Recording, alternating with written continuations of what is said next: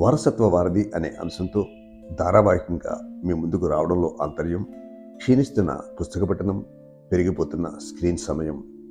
పుస్తకాలు మన గతాన్ని జీవింపజేసి, వర్తమానాన్ని విద్యావంతం చేసి, భవిష్యత్తును దిశ చూపించే వారసత్వ సంపదకు ప్రధాన రక్షకాలు. అందుకే పుస్తక పఠనం కేవలం అలవాటు కాదు, అది మన వారసత్వాన్ని కాపాడే సంస్కారం.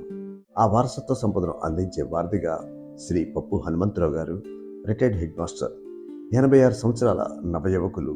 నాకు తెలిసి నేటికి సుమారు 5-6 గంటలు పఠనం చేసే నిరంతర విద్యార్థి. సమాజానికి వారసత్వ సంపద అందించాలనే తపన ఉన్న సామాజిక తపన చూస్తుంటే కనీసం ఒకరిద్దరు రేపటి తరం వాళ్ళు వింటే మన వారసత్వ చిహ్నాలైనా మిగులుతాయేమో అనే ఆశతో వాటిని వీడియో రూపంలో అందిస్తున్నాను. సృజనాత్మకతను పెంచే ఈ వీడియోల కోసం సమయం కేటాయించండి. కాస్త నిడివి ఎక్కువైనా, మాస్టర్ వయసురీత్యా మాటలు తడబడినా, తన్మయత్వంతో తనలో తను నవ్వుకున్న 86 సంవత్సరాల ఆయన వయస్సు దృష్టిలో ఉంచుకోండి. వీడియో పూర్తిగా వినండి. నమస్తే. నేను ఇప్పుడే లోపలి దారి అనే తాత్విక కథలు పుస్తకం చదువుతున్నాను. ఇదివరకు చాలాసార్లు చదివాను, కానీ చదివిన వాటిని మీతో పంచుకోవాలని చూస్తున్నాను.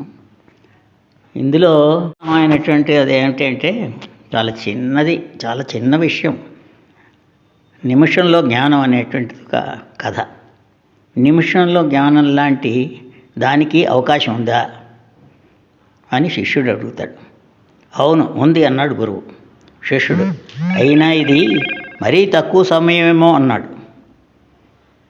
మళ్ళీ శిష్యుడు పెంకితనం చూడండి, మరీ తక్కువ సమయం, నిమిషం మరీ తక్కువ సమయమేమో అన్నాడు. నిజానికి 59 సెకండ్లైనా ఎక్కువే అన్నాడు గురువుగారు. శిష్యుడు ఆశ్చర్యంగా చూశారు. గురువు, ఒకసారి చంద్రుడిని చూడడానికి ఎంత సమయం పడుతుంది అన్నారు. క్షణకాలం అన్నాడు శిష్యుడు. అంతే కదా అన్నాడు గురువుగారు. మరి ఇన్నేళ్లుగా ఆధ్యాత్మిక అన్వేషణకు అర్థం ఏమిటి? కన్ను తెరుచుకోవడానికి జీవితకాలం పట్టవచ్చు, కానీ చూడడం మెరుపు వేగంతో జరుగుతుంది అన్నారు గురువుగారు. కన్ను తెరుచుకోవటానికి ఒక జీవితకాలం పట్టవచ్చు, కానీ చూడడం మెరుపు వేగంతో జరుగుతుంది అన్నాడు గురువుగారు.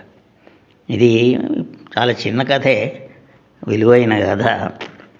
నాకు ఇది ముఖ్యంగా ఈ చిన్న వాటిని చెప్పాలి అనేటువంటి ఇది. ఎందుకంటే ఈ రోజుల్లో 4 నిమిషాలు వెచ్చించి ఒక విషయం వినడానికి చాలా కష్టపడిపోతున్నారట ప్రజలందరూ. అదే డివిఎస్ రాజు గారని మినర్వా ఎడ్యుకేషనల్ ఇన్స్టిట్యూషన్స్ అధిపతి, లయన్స్ క్లబ్లో కూడా పెద్ద ఆయన చెప్తూ ఉంటారు, చాలా చిన్నదే చెప్పాలి మాస్టర్ గారు, ఇప్పుడు ఈ రోజుల్లో వినేవాళ్ళకి ఎవరికి ఓపిక ఉండదు అని. అంచేత మీతో ఈ నిమిషంలో జ్ఞానం రాజుగారు చెప్పిన సూత్రాన్ని అనుసరించి చిన్నదే కదా అని మీతో పంచుకుంటున్నాను.